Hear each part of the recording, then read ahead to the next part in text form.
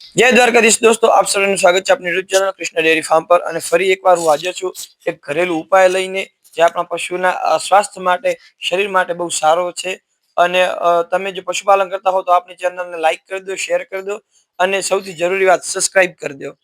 મિત્રો, તમારી જોડે જો 7-8 મહિનાનું ગાભણ કોઈ પશુ છે, અને આજકાલ તો બજારમાં બહુ બધી પ્રોડક્ટ આવે છે કે પશુની લેવિટી કઈ રીતે સારી કરવી, એને વિયાય ત્યારે એ કઈ રીતે એને આરામ થાય, એવું બધું કઈ રીતે કરવું।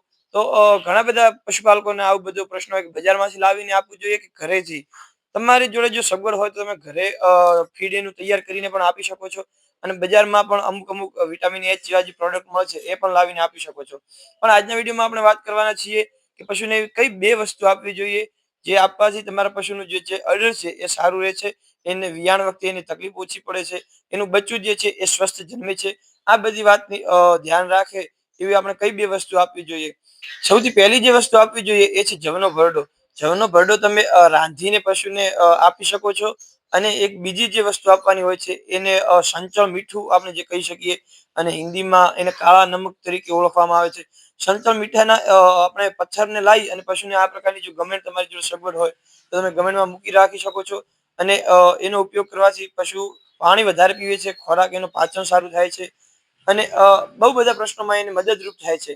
તો આ બધી વસ્તુ તમે બંને વસ્તુ જે મેં તમને વિડીયોમાં જણાવી એનો ઉપયોગ કરી અને તમારા પશુના સ્વાસ્થ્ય વિયાણમાં તમે એને મદદરૂપ થઈ શકો છો, અને સારું એવી દૂધ ઉત્પાદન મેળવી શકો છો।